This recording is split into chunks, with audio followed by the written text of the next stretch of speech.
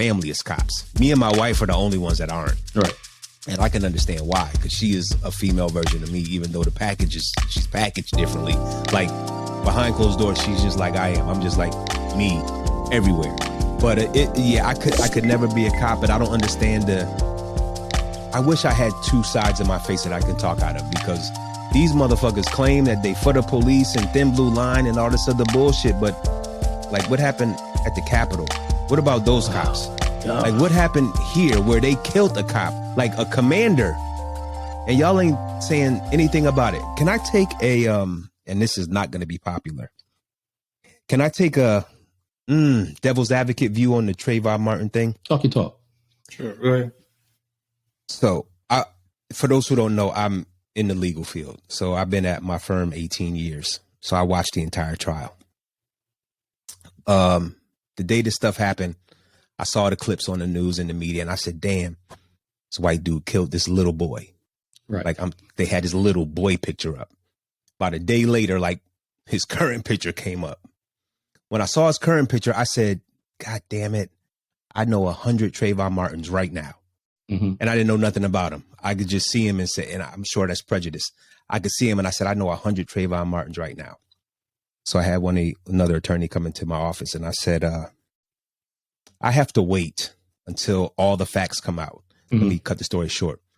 So, because I told my son I had to have a talk with my son. My son is 21, 22 now. I said, yo, if you feel like somebody chasing you and you think you can get home, run your ass home. So I ask, do you feel any differently to know that Trayvon Martin hid behind a bush to fight Zimmerman when he was literally 20 yards from his house? Wow. So a lot of people don't know that. I'm just saying. I didn't know that. A lot of people don't know that, and they take one stance. And I say, well, damn, fam, did you watch the entire trial? Because had he not hid behind the bush and just ran home like he was running and not telling his girlfriend or whoever the chick was, Rachel, whoever the chick was, like, yo, I'm going to beat this white dude's ass. Had he just ran home, he would be alive. And I also say this, who wouldn't if your neighborhood houses were being broken into your neighborhood, who wouldn't want somebody to say, you know what? I'm going to stand out here and kind of be the neighborhood watch. Right. If anybody will say they wouldn't want that, I will call them a lie to their face. I know my opinion and my view is not popular, but let me tell you something. I would want, if people were breaking into our houses through the garages, I would want somebody to stand watch. It wouldn't be me, but I would want somebody to do that. And two, if my son could run home or hide behind a bush and jump out and think he wants to fight, I would tell him to run home every time. And had Trayvon run home, he may be alive. And I know that's not popular, but the facts are the facts. Not to say that George Zimmerman is not an asshole, because it's proven that even after he got off, he was still an asshole. Right. Yeah. So I agree with his assholeness, but I wish Trayvon would have run home. He would be alive today. Yeah. I'm glad you brought that up, because I did not know that factor in it. And I agree. Run your ass home. Right. And at the same time, equally, I would want someone in my neighborhood if that shit was going on. Right. You know, but again, with that being said, we have a lot of hypocrites in our community. True. You shoot each other, but you don't do shit to them. True.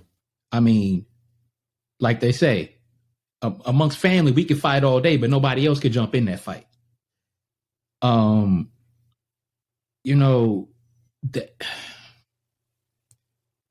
and like Son Soul X was saying, this Joker drove 2-3 hours to Buffalo like there are no black people in Conklin.